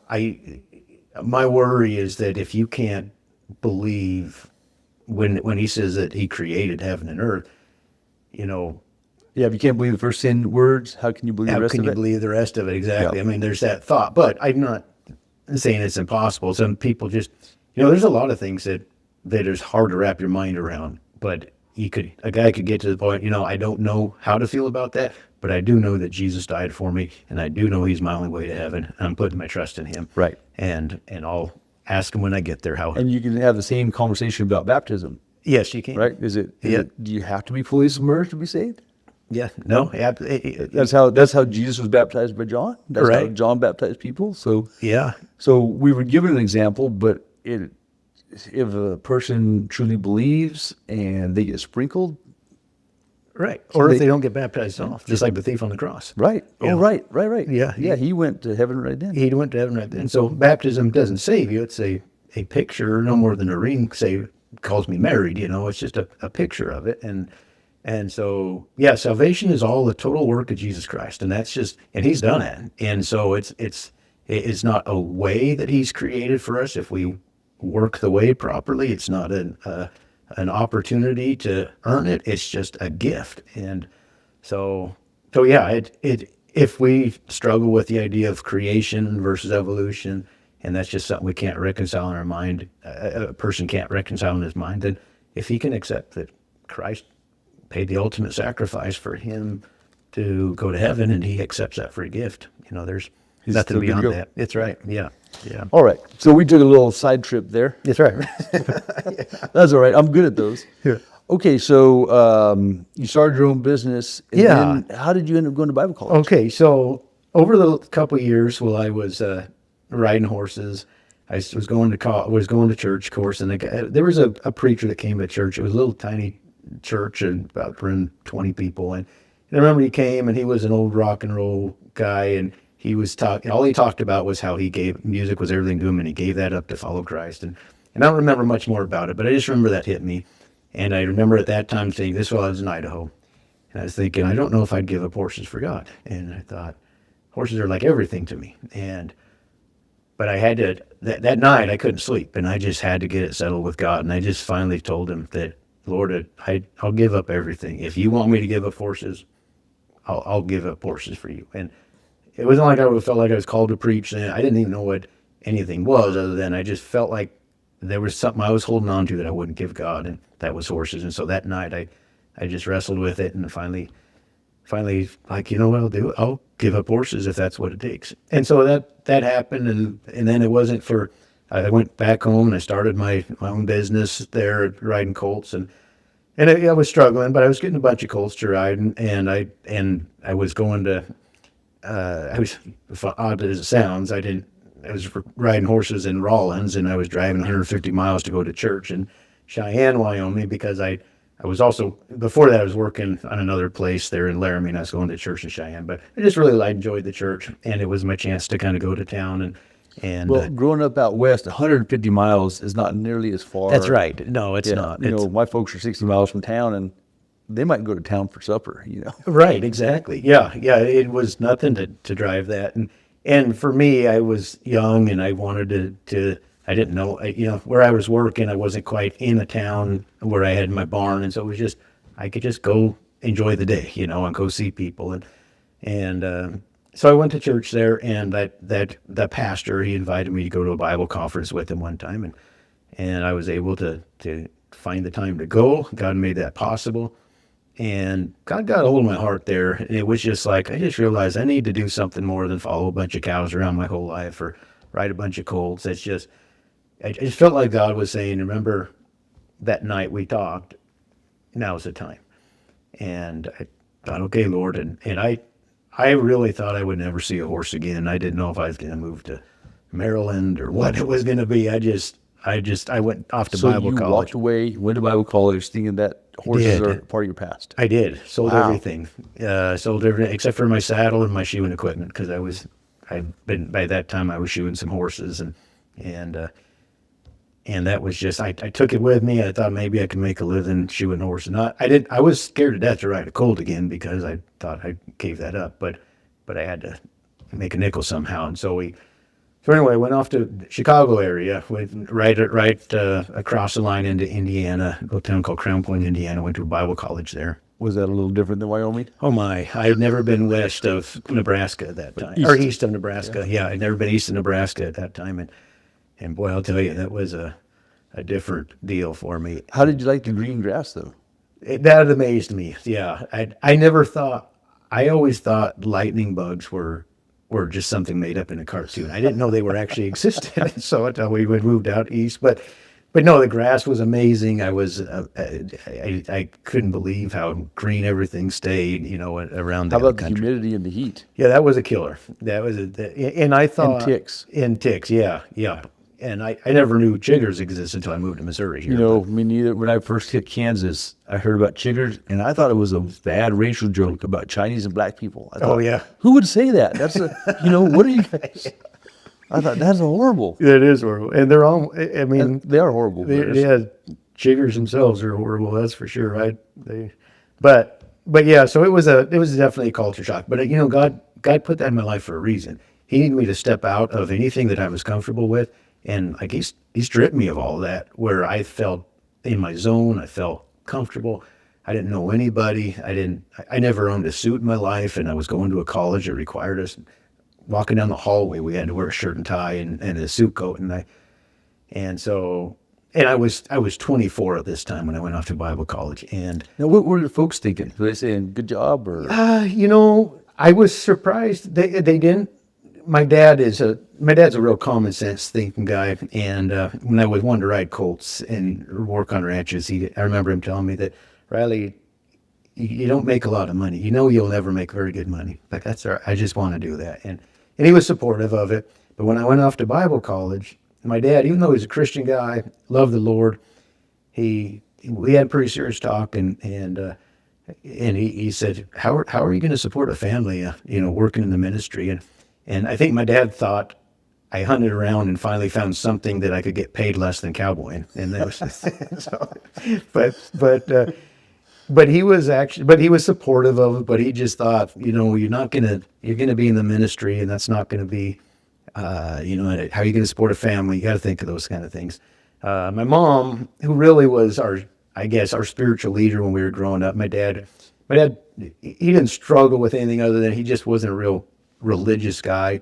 As we got more towards my later years in high school, he really got more involved with the church. But my mom was the one and she'd always tell us, she'd always say, Riley, I know my brothers, I had 2 brothers, but she would get us boys, and she would say, your dad is a great man. He's not being the spiritual leader right now. I said, but make sure you understand it's your job to be that spiritual leader. Don't expect your wife to do it. And my dad came around, he grew, and he really is the spiritual leader of the family now. And but I was very grateful my mom taught me that, because I probably would have gone away looking to marry a girl that wanted to basically be our spiritual leader in a sense, and I would just let her have it. But it put a charge in me that I've got to know the Bible, and I'm responsible for that, and so that helped me look for a different girl, I guess, in a sense. And so you were asking about when I met Kyla, and it was there in Bible college, and I was there, and was she enrolled? She was enrolled. Yeah. Okay.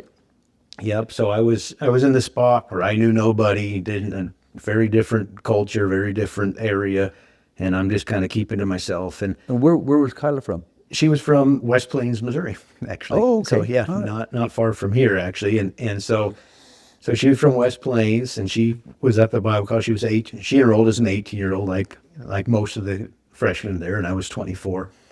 And first person I met was her brother. There was a staff member there, a teacher there that knew me, knew I had kind of a history of bull riding, Western stuff. And he said, hey, we know another kid who rode bulls. And so her brother had dabbled in bull riding a little bit. And so he introduced me, thought, hey, you'll get along with this guy. And it was right. I did. I got along really well with her brother.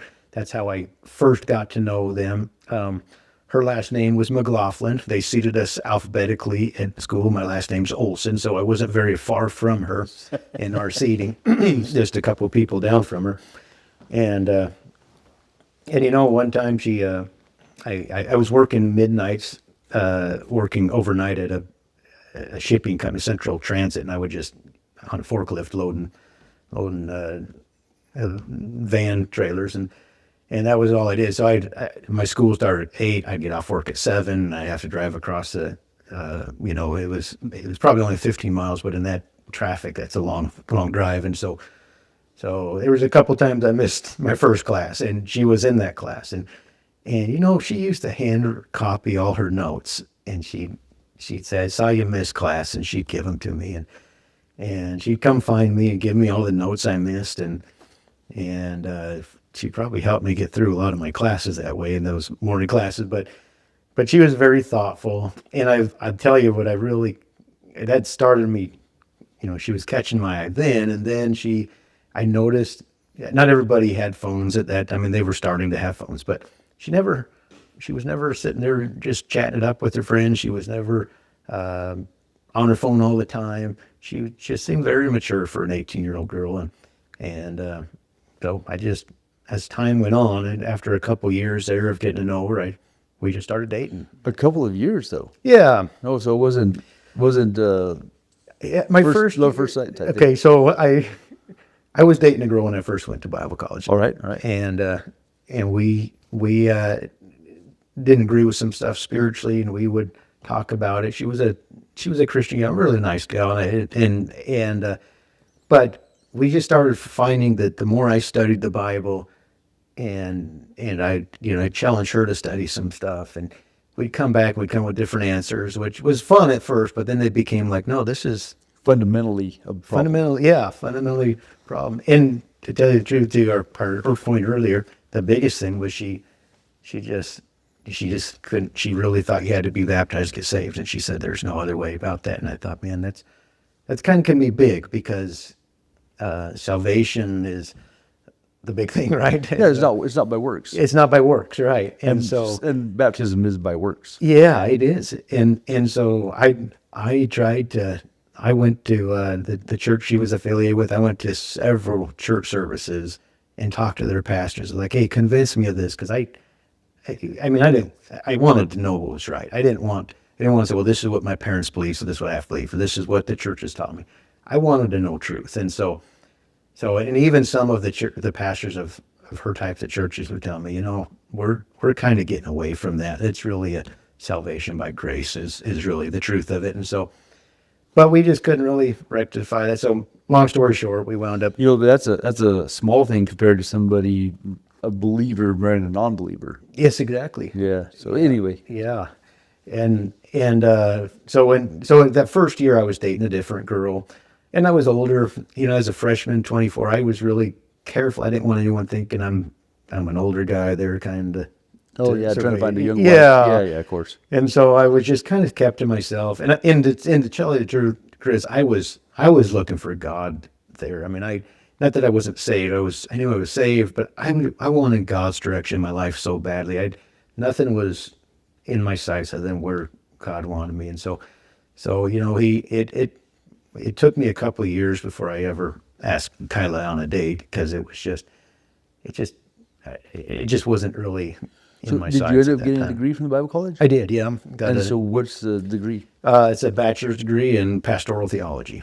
So All right. And were you hoping to become a minister? that's what I thought. Yeah, I thought that's what God was going to have me. And did do. you get any horse time during those years in college? So odd deal about that. I didn't, other than at first I did, and I was really on purpose trying to stay away from it. Well, one day I was driving down the road. Right next to my Bible college was a boarding stable, and I was, it's always tight going to school there, and didn't have money. I was paying my own way, trying to pay my rent, trying to pay my school bill, and I had my shoeing tools, and so I stopped in there and I made up a little business card and said, if you ever need a horse job, I'm just down there at the school. And so I dropped off a card to him, and she called me and she says, I got a person, she needs her horse trimmed, but it's a Mustang horse, and it's not hardly even halter broke. Do you ever work with horses?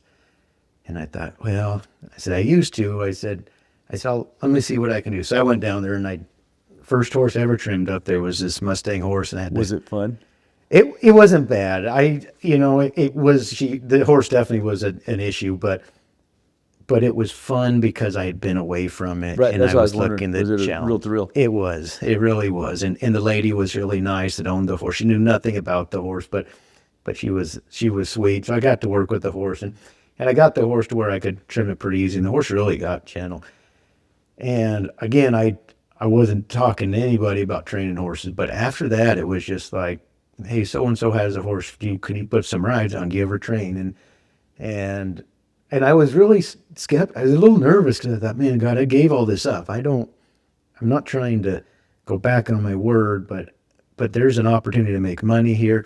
I wasn't hurt. I wasn't sleeping. I was working like 10 hours a night and trying to get by, going full-time school. And I was running on about an hour and a half of sleep a day. And it was, Wow. it was killing me. And then I had a chance. I rode a horse, and God opened up a door there. I wound up, my last 2 years there, I was riding colts, and I could ride 5 horses a day and get paid way more than I was getting paid working as a forklift operator. And I was giving riding lessons to kids. And so, it's funny how God used that, because that's the first time I'd ever worked with kids. I never wanted to work with kids. I never had any desire. I like being around older people, but there's people that say, can you teach my kid how to ride? So I started giving riding lessons, so I was riding some colts and giving riding lessons and shoeing horses. And so my last 2 years there, that was all I did. I'll be dang. So, yeah. And then that led to Agape. That wound up leading to Agape. I mean, and so yeah, then I didn't know, real quick story is I got called by a pastor in Wyoming, said he was retiring, asked if I would take over his church. And I thought, yeah, perfect. I'm going to graduate soon. Anyway, he calls me back a little bit later, and he tells me, I'm sorry, but my wife is really sick. I need to retire. I don't care if you don't have to graduate. If you'll just come take over the church, I'll get everything worked out. And I told him, I was like, I came here to finish. I've got to finish. I'll be done. And he wound up hiring someone else. But we were planning on going there. So my wife and I we were married now. My wife and I just packed up. We said, that's where we thought God wanted us. We're going to go Sundance, Wyoming, and went back to Wyoming. And I went to the new pastor there, and I didn't tell him anything about our, previous opportunity there, but I just said, listen, if you could use an assistant pastor, I'll get a job on a ranch here, and I'll just come help you out. So it worked out good. We got along really well, and I was working as assistant pastor for him, and I was working on a ranch there, the yearling operation, and things were going really good. But I wasn't really doing a lot of ministry. His church was small, which that's fine, but I just didn't have a lot of responsibility there. And then the president from the Bible college calls me after 2 years of being away, and he says, hey, there's a school, it's a boarding school, and they want to start a ranch program. They called and asked if I had any graduates that had a ranch background. And he said, you're the only guy I could think of. And so he got me in touch with him, Jim Clemenson, and we came out and visited, and I got chiggers for the first time. That almost drove me away from it. But I stayed there for a week, and I realized he wanted to start a ranch program, mostly a horse program for the kids there. And Kyla and I talked about it. It's like, we didn't want to leave Wyoming. We hated leaving Wyoming, but it was like, God's using our talents and our background. Really, really lined up perfect with It you. really did. It was like a great fit. And so What year was that? That was in October of 2011. Okay. Yeah. And when did Agape close? They closed in January or February of 21. So, yeah. Right. Did the pandemic affect it at all? Not really. So what caused the closure? So the closures were caused by, if anyone looks up Agape boarding school, they'll find out what kind of caused. There's a lot of students. There was a girls' school that shut down, and shut down for what they called reasons of abuse. I don't know. I never looked into that, but there were some kids who kind of got the idea that, hey, we can do that, because our kids were. They used to say, if you got kicked out of every other boarding school in the country, you got to go to Agape. We weren't working. We were working with struggling teenage boys, and they were. It was a step before juvie. I mean, it was like, it was not a place where Most of them have quite the history. quite the history, Quite the disorders. yeah, a lot of hurt in their background, a lot of different things that went on, and so they were pretty troubled, and I loved working with them because they needed people. They needed to be loved. They needed help. They needed direction. Discipline. They need discipline as well. Right. And they never had that. And kids love discipline. They'll never tell you they do. But They don't love it, but the kids that are raised without it are so damaged. right. It's incredible. Yeah. And if you get those kids that were raised without it and you provide discipline and structure, they respond very well to it. Now, again, they won't say that, oh, I love having all this discipline and structure in my life, but they're happier. They sleep better. They have stability. It's like, it does help them, I think, a lot. But anyway, you have some kids that you never could reach. I mean, when you're dealing with troubled kids. What was the population of the student body? The highest it was since I remember the highest number they had was 138. Okay. I averaged 90 to 110. And their age ranges were? Mostly 13 to 17 and a half. Okay. So some special cases younger, but mostly like 13 to 17. But nobody after 18 then? Right. If they stayed after 18, they would have to become like an intern or kind of help out. They might get hired on like the lawn service or something like that kept up with the grounds or different things. But which was sad because there's so many 18-year-olds that didn't have anywhere to go, and so a lot of them wanted to stick around, so they would stick around and do intern type work and just kind of help where they could. Just help. anything to stay. Yeah, anything to stay, and it was where they found structure. It's amazing how many kids from Agape live in this area. It's like, even if they don't want to admit it, to some degree, it's like home to them. Sure. And we get a lot of kids that come back and visit. My phone is full of kids' numbers, on it that were through the program, But there were some, as in anything, there'll be people who were dissatisfied and unhappy with their experience and things, and there were some that kind of got together and thought, we'll get these guys back, kind of a thing. And it's sad because the misplaced animosity, their parents sent them here or whatever else, and we never went out recruiting and trying to like take their kids. It was just they sent them to us for help, and so they didn't like that, but it was our fault, and that's just kind of what happens. And then we have a society that teaches kids to be victims, and it magnifies this victim behavior, and like, oh, the world owes you something, and you had a hard time. They made you eat a peanut butter sandwich, so that ruined you for life, and it's like, and it was there was just so many things that these kids tried to they were unhappy with stuff, and so they wanted to try to have their voice heard about something, and so there was this gal that got a girls' school shut down, and so they tied into them, and at first everyone thought it was almost comical, it was like, No way that could happen. yeah, it was like, you guys are crazy. And I remember even hearing people in town talk about how like, did you hear about that thing Agape? That's so crazy. Those people are good people. There's nothing that. So yeah, you don't have to be wrong to be accused, Right. and oftentimes the accuser is given way more credibility out of the gate than the one being accused, and they're almost given a blanket acceptance of whatever they're accusing the person of doing without the person being accused having any defense. Right. And that's kind of what happened, isn't it? It is exactly what happened. Yeah. It's just, and it's hard to blame people. I mean, you want to protect kids.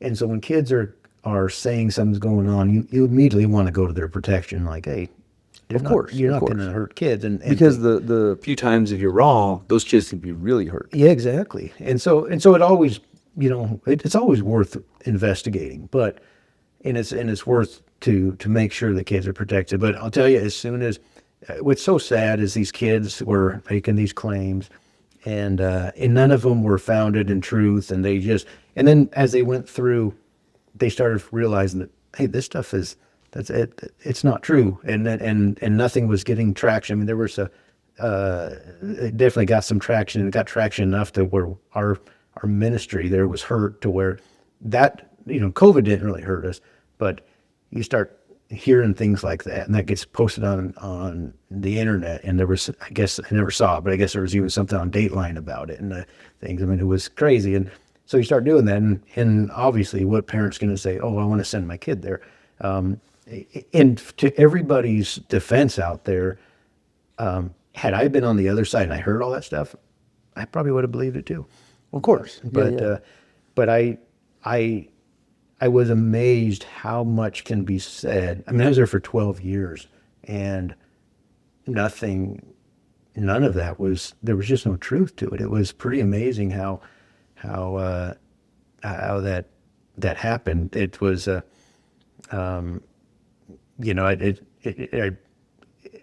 don't know. I just couldn't believe that. Did anybody get prosecuted? No, I mean, they got, obviously charged, but they went to court, but everybody was Found not guilty. Found not guilty. But the damage was done. The damage is done. And Agape was closed. Yep. And are you still on the grounds? I'm still on the ground. I'm part of the grounds, not on the main building, not on the main campus building, but the Lord allowed us to buy some acreage there. We wound up, all told, being able to purchase 200 acres. Well, we're still paying it off, but get 200 acres. But you got some horse Buy the facilities. horses. Yep, we got horse facilities. And so you've carried on this ministry with your RPM ranch. That's right. Yeah. And how is that going? It's hard to start in the same place, where all this stuff was so. Are you a boarding school? No. Okay, so you're not taking kids. Like running camps and learning opportunities. To tell you the truth, Chris, we're still trying to find our niche, but we're like this summer we're running camps. We're running a horsemanship camp. Your veterans camp. We did a veterans camp earlier, yep. And that was with older men, obviously, and which I really loved. And I think we're gonna do another one in the fall. And And I'm going to really start doing that. We're going to do something with law enforcement and first responders as well. I mean, those. So, That'd if you be don't great, mind but- me being so personal, how do you pay your bills? So we have some churches. I've traveled a little bit and talked to churches. Some churches who knew our ministry in the past and saw how much the horses helped. All right. So are you? Is it a 501(c)(3)? 501c3, yes, sir. 501(c)(3). So you are that. We are that. So yep. you guys can take donations and people can write them off. That's correct. Yeah. Right. Yep. And so that's kind of partly how. Now, of course, I'm still shoeing horses, riding some colts for people. We run some cows, and then of course we have our horse sales. So we got all the horses now, and we've got about 38 brood mares, and we sell. And you're selling horses that you've started, you've broke, and now they're 3, 4, 5-year-old, and So we actually sell 2-year-olds. Most of them are unstarred. Now, when we had all the boys there full time, we used to sell 3 and 4-year-olds that were okay, started. so it's a little different now. It's a little different now. So now we take some, like we'll sell some started 2-year-olds, and then we'll sell quite a bit unstarted 2-year-olds and some yearlings that are sale. And it's mostly a production sale, and all the money from that goes right back to the ministry. And do you take outside horses to ride? I am taking a few outside horses to ride now, only because it helps pay the bills. But And are you backed up? I could probably take another.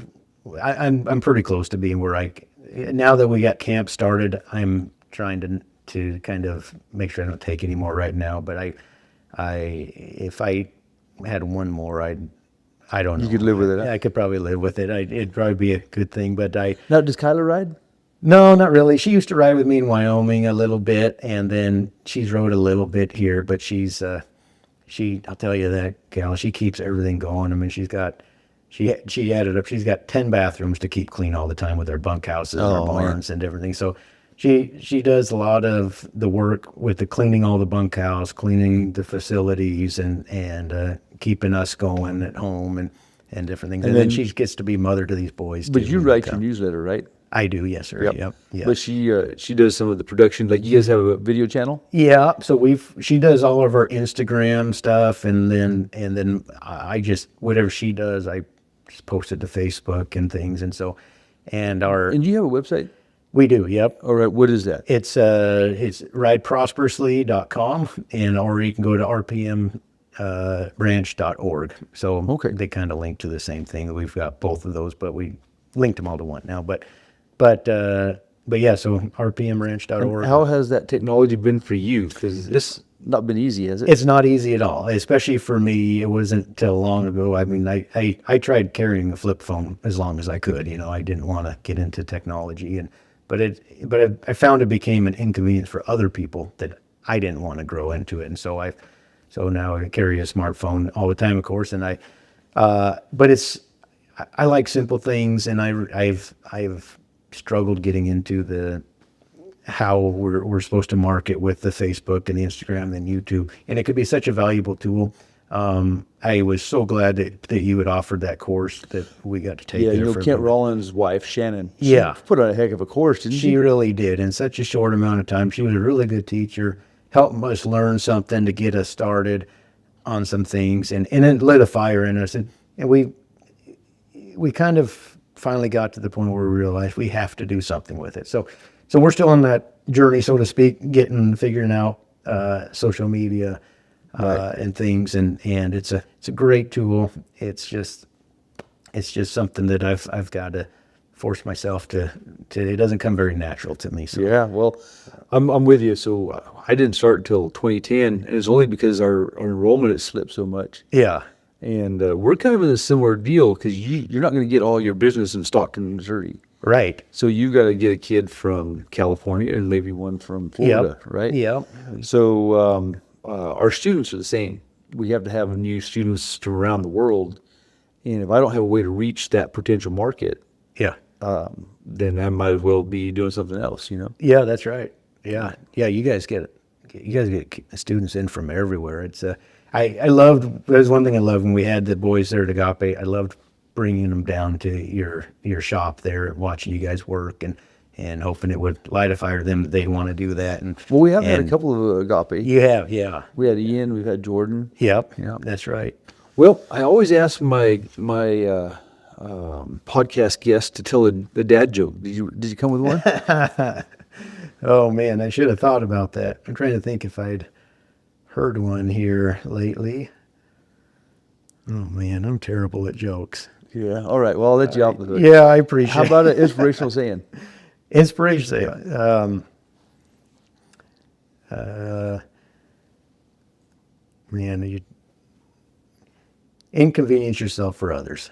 That's a big thing. You know, we find ourselves wanting to. Which you've kind of done for me today. Yeah, I don't know about that. Well, It's a pleasure here we are, being 3:30 on a day where you could be out riding, working, or doing Yeah. something, and you're willing to sit down with me. So I do appreciate that. Yeah, you bet. You're practicing what you preach there. Yeah, well, that's a pleasure. I mean, it's tough to not be out there sweating in the sun and be inside here in the air conditioning, but I'll make it work. But no, be the guy that gets off the horse to get the gate. And Yeah. Well, when I ride with Kelly, I have to, because the problem with short people, not only the Sure. stirrups are shorter, and so they're further away from the ground, and it's really it's a double whammy. it is. I've been short all my life. I've battled that deal. Yeah, we get it. We get it on both ends. It's further. Further to the ground. Yeah, it's and further to you're the closer ground. to the and ground. We're closer, exactly. So, yeah. And then I also ask my guests to teach me something unrelated. Yeah, so I think, well, I don't know if I guess it would be related to what we're talking Well, about. go ahead. Let's see what you got. I learned something recently. I learned that we don't know what we're supposed to teach. There's things that we leave out. It's the simple little things that we don't even know we do that we fail to teach, and those are the things that make the difference. And I learned it working with horses with kids, trying to teach them something, and having to break it down so simple that, oh yeah, I forgot to tell you that do this too. And we do that in every aspect of our lives. And I think with us as fathers, as husbands, as men in the community, I think as we teach the younger generation that we need to be careful that we teach the little things that we don't even realize we do. And we have to find those little things that we do and recognize them so we can teach. What are a couple examples in your life that are little things that you think are important? It hit me the other day, not long ago, actually, just this year, that there's so many of these things that we do in our day-to-day life that we don't pass on to our kids or to the people that we have, that we mentor a little bit. And it's just so important that we see those little things and that we recognize the little things and we give credence to those little things and we teach those little things as well. So, All right. yeah. All right, cool. Well, is there anything you would like to say on here that we haven't talked about?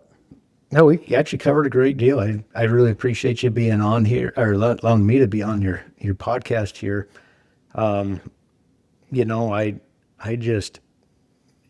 want to thank you for bringing up creation. I want God to get the glory in everything that we do.